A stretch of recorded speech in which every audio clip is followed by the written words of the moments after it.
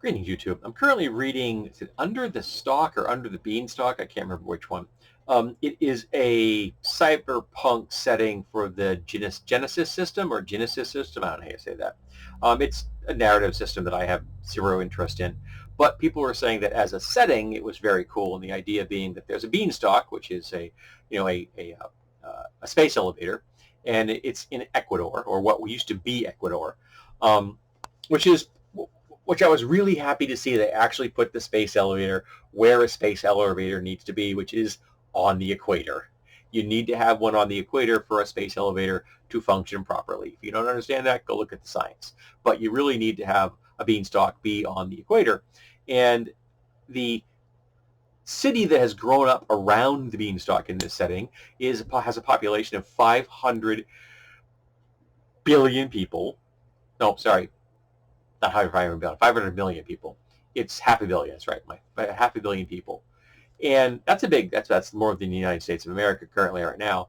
And it's this wonderfully dystopian setting and everything. And they're talking about uh, people who are fighting against the clones. Though I don't understand why the clones aren't considered human in the setting that they aren't. They're they're clones. If you clone a sheep, it's still a sheep. If you clone a human, it's still a human. Do they also hate twins and triplets? Because they're essentially the same thing. It's a cloned egg. There are slight variations, but there are going to be slight variations in clones as well. So, yeah, I don't understand why the clones don't have civil rights. But they're also really against the robots. They don't like the robots having civil rights either. And by extension, the artificial intelligence, actual artificial intelligence, as opposed to what right now we're calling artificial intelligence, which is just machine learning, which is a completely different thing. Um, Actually, I'd be stunned how many people out there don't know there's a difference between machine learning and artificial intelligence. That would probably really depress me. But that's neither here nor there. But as this, there are you can get gene mods and you can get cybernetics. And if you get gene modifications or cybernetics, there is an impact upon your humanity, an impact upon essentially your body's strain levels. That as you have more chrome or more genetic modifications, you have more difficult time withstanding the physical strains that are imposed upon you from the world at large. And I've never understood this. Why is it getting a piece of technology implanted on or attached to your body stripping you of your humanity?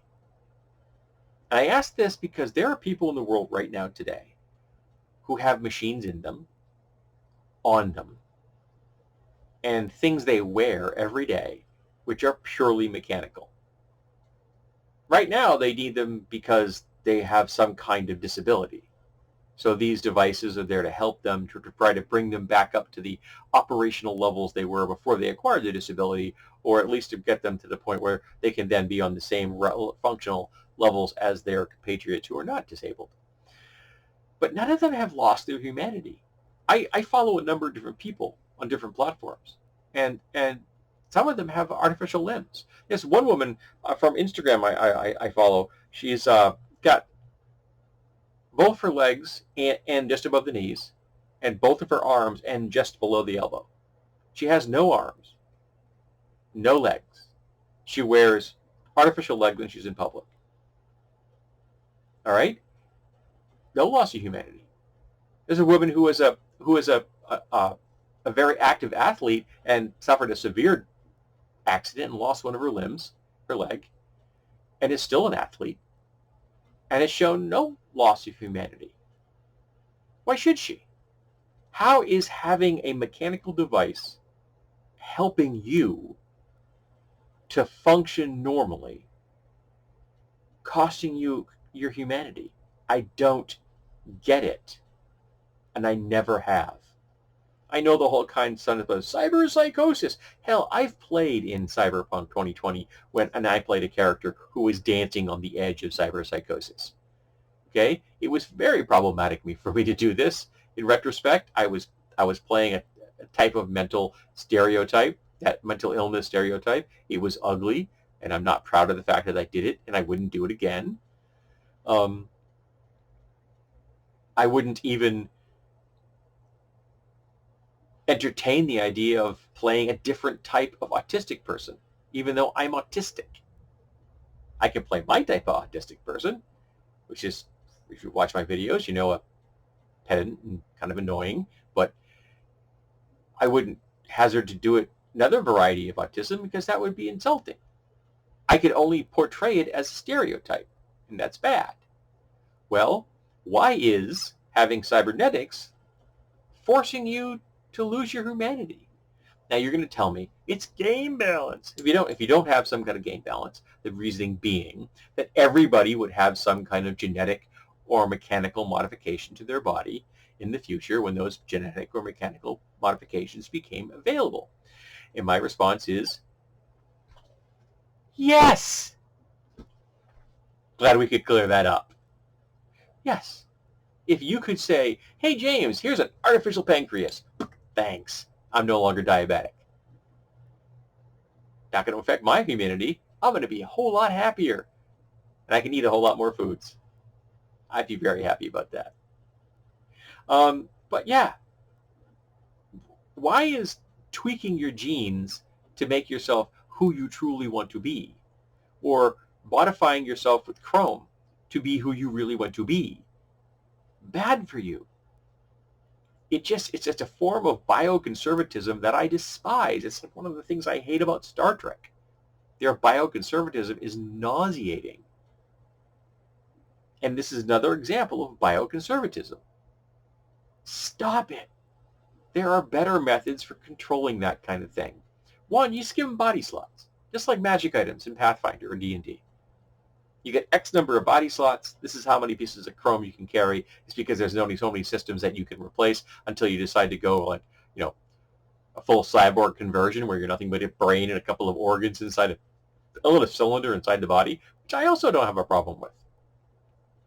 Let people cram as much stuff as they want to on themselves. It means they can't do a lot of other things. There are ramifications for having all this stuff in your system. Even if you are a perfectly, sculpted cybernetic construct from head to toe that looks perfectly human. You've got the supermodel build, even though your little brain and organs are stuck in the torso.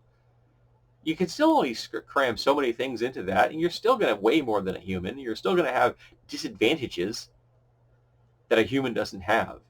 There are other ways of balancing this out. You don't have to tell people that if you decide to become who you want to be, it will strip you of your humanity. That sounds like an argument of deep social conservatism. It, to me, sounds an awful lot like it's brushing up against the same kind of arguments that people use for the trans community. The anti-trans folks. The TERFs.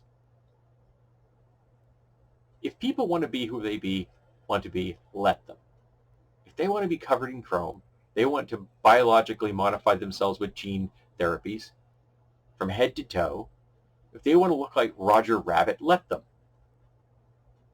If they want to look like a dragon walking down the street, let them. If they want to be a chromed up, samurai, let them.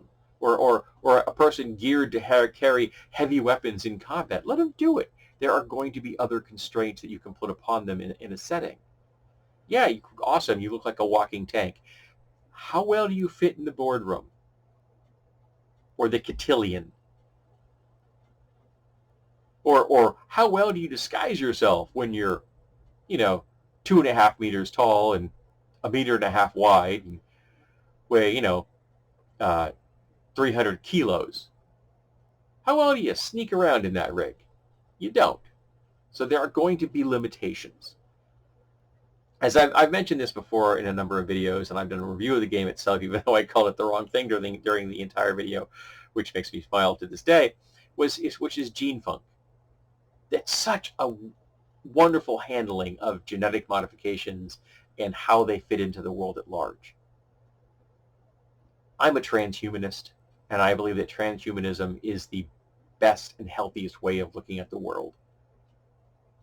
That this is not me. This is what I'm carrying around at the moment. This is what's moving me from place to place right now. But if I could replace this with something of my dreams, I would. And I can tell you right now, it wouldn't cost me my humanity. In fact, it would probably significantly improve me overall, because some of the things I'd be replacing are the stuff that's currently making me depressed. The reason I have to take antidepressants and will for the rest of my life. So I don't understand why people equate cybernetics and gene mods with, losing your humanity. I think it's lazy craftsmanship in game rules. I think it's lazy narrative in stories. There are better ways around that, instead of vilifying people for turning themselves into who they want to be. Again, that just smacks a little bit too much of social conservatism for my taste. And I think that is a trend I've seen in far too many RPGs, that they tend to seem to, lean towards the socially conservative worldview, even while they're supposed to be all about playing in a world where you can be anything you want to be, unless that involves cybernetics or genetic modifications, apparently.